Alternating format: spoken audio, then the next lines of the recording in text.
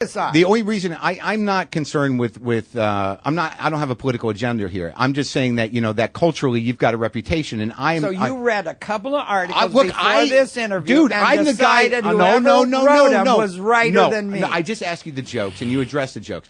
I put you in the context of the history of comedy. You were a profound presence on the comedy scene. I had 14 one-hour shows. I must have written some original material. I'm not saying you didn't write original material. I'm just asking where you're coming from. I was just asking where you're coming from. That's all. I respect you as a comedian. Do you see any lesbian jokes in my 14 one-hour shows? No. No. But what happened?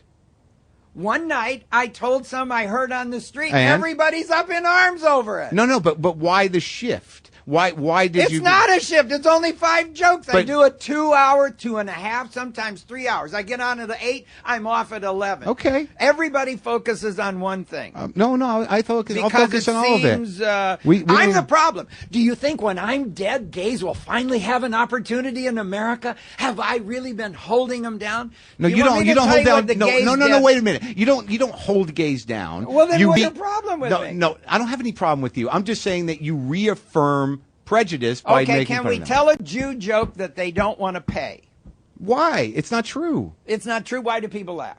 Because it's a stereotype that's been established. Most people that you laugh at those jokes don't even have a Jew in their life. So we can't do any jokes. I didn't say you can do whatever you want. You can do whatever you want. Black comedians only talk about the difference between blacks and whites. Right. Well, there are some stereotypes. Look, I'm a person that thinks that some stereotypes, some parts of stereotypes are obviously true. The Jewish entire ones. Act well, no, but if is picking on white people that they don't do or talking about black community stuff. And I understand that there are stereotypes that fit, and fat but the people Jew and the money only thing. talk about fat. There's this midget comic that only does midget jokes. I watched his whole act. Well, what else is he going to do? That's his life. No, he could be generally funny. There's but he's getting laughs. But by your context, if he's getting laughs, change the subject. We're bored. Are they? If they're still laughing? Yeah, no, there's no dynamics. Most comedians are terrible. Okay. They should listen to me.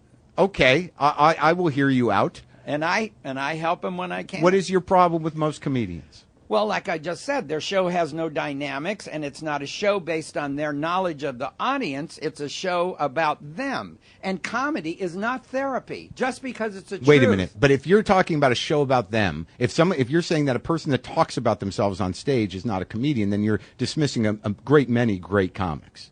Yeah. They did it wrong. No, they didn't do it wrong. Okay, you walk in a doctor's office and he talks about his problems instead of. Well, that's an old joke. If a comedian talks about himself, and that is funny, if a comedian is a storyteller, by your rubric, you're dismissing. He can't work a state fair. Who the fuck wants to work a state fair necessarily? Everybody. Really? Yeah. So in order to work a state fair, you have to take the Gallagher class. You have to work faster and more general. There are families out there, and they're not interested in your long, subtle stories. Okay, that's fine. That's the state fair circuit. But the comedy club circuit, the cabaret circuit, can indulge in different. Why can't you just see it as all being part of show business? Why are you angry? Because there's no show involved. They're a bunch of slovenly. They hunch over. They turn their back on the audience. They take a drink their style. Of water. It's show business. Why are you drawing lines? Why are you taking the other side of everything I say? I'm not. I'm just saying you are. Why did you want me to do this interview if you don't think I know anything about what you're asking me about? I'm just telling. I'm done. You're done? I'm done. You're just arguing. It's Howard Stern and. I'm not. I was just having a conversation. No, you're not. I have more respect for comedy. You're trying to be controversial. I am not. Yes, you are. You're just arguing with me. I have 30 years of experience. Well, then tell me about comedy. I just think that show business is show business. Well, then why don't you do the interview and tell people your opinion? We were having a good conversation. No, it's, oh, come on, Gallagher.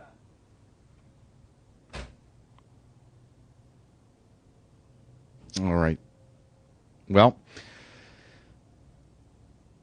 that didn't. Well, maybe it really went well. I don't know. I'm certainly not going to chase after him. So that was that. That was it. That was what happened with Gallagher and myself.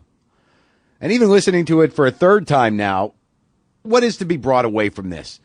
Other than this is where a career in comedy can end up. A career in anything can end up. God knows there's plenty of people out there that are experiencing frustration because they've reached a certain age and they don't feel like they're useful anymore. There's anger there. Other than that, you make your own decisions about what you heard. You definitely see who he is. Thank you for listening. And another thing I want to thank someone for, up here in Portland, a gentleman named Brian brought me a